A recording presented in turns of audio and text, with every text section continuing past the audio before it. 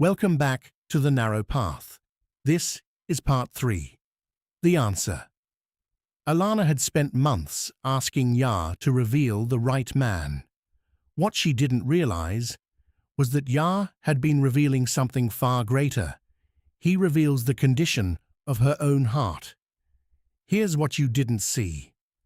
Aiyah and Micah shared a brief moment after sitting the groceries on the counter, with blueberries around her mouth and in her small hands. Micah teases Aiyah about eating the blueberries before they are able to make use of them in the science project. A food volcano. "I'll see y'all later," Micah says to Alana and Aiyah as he walks out of the house. Alana felt something in her heart as she watched Micah leave her house that evening. Back inside, a quiet moment fills the room as Alana begins putting canned goods into the pantry, occasionally glancing at the door. Aiyah also watches the front door for a few seconds, neither of them noticing the other looking in the same direction. Then, "Mama?" asked Aiyah. "Yes, baby," answered Alana. "Is Mr. Micah coming back?" "Because he promised he'd help me finish my volcano," Aiyah continued. Alana smiles and replied, "I'm sure he will keep his word, princess." Promises mean different things to different people. To a child, a promise is simply expected to be kept. Alana begins washing vegetables. No music, just quiet. She starts thinking. Flashbacks to Elijah and the lies, the hidden messages, and the broken trust. Then to Micah, his ability to help, his service to others, his willingness to listen, and his candid ability to keep his promises. Alana had spent so much time looking for butterflies that she almost overlooked consistency. By nightfall, Alana journals. It is at this moment she finally processes everything. Instead of writing about men, she writes about herself. While Alana is journaling, her phone vibrates. It's Elijah. "Hey, beautiful. Been thinking about you." Alana looks at it, the text for a split second, then no tears, no temptation. She simply smiles and deletes the text message, then blocks his number and returns to her journal. She writes, "Dear Yah, thank you for protecting me from what I wanted and preparing me for what I actually need. Forgive me for mistaking excitement for peace. Teach me to recognize character before charm." She closes the journal and kneels down for prayer beside the bed. That night, there were no requests, just gratitude. "Father, whether marriage comes or not, thank you." A few days later, the doorbell rings. Micah shouted Aiyah with the biggest smile.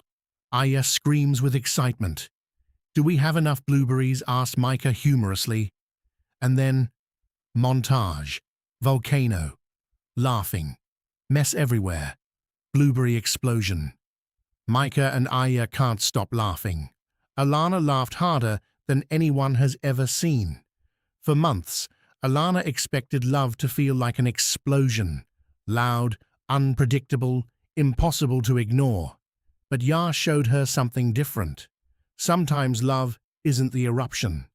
Sometimes it's the hands standing beside you while you build it.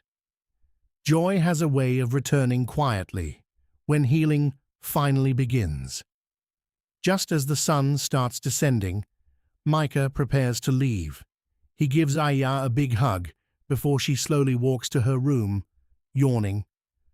Micah pauses, turns around, and says, "Alana, I was wondering if you'd let me take you to dinner sometime."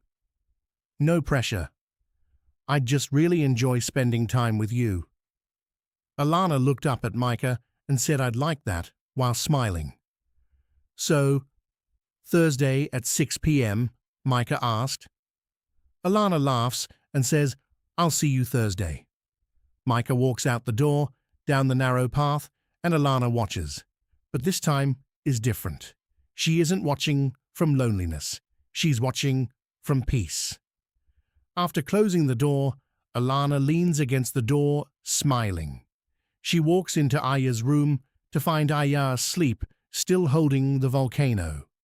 Alana places the volcano onto her nightstand and leans over to kiss her forehead. Walking into the living room, Alana ended her night staring at Aiyah's picture she drew after the day's excitement. She thought back to the flashbacks, the prayer, the angel, the scriptures, the journaling, Aiyah words, the groceries, the volcano, the family drawing. She thought about everything. Sometimes we pray for Yah to send someone into our lives, but sometimes He's simply waiting until we're ready to recognize the gift He's already placed before us. The answer wasn't found in perfect words or empty promises. It was found in kindness, in patience, in consistency and faithfulness. Because love built on Yah's foundation doesn't rush. It doesn't manipulate. It doesn't pretend. It simply shows up over and over again, until one day you realize Yah answered your prayer long before you recognized His answer. If you enjoyed today's story, give this video a like, subscribe, and turn on the notification bell so you never miss another story here on The Narrow Path. Tell us in the comments where you're watching from.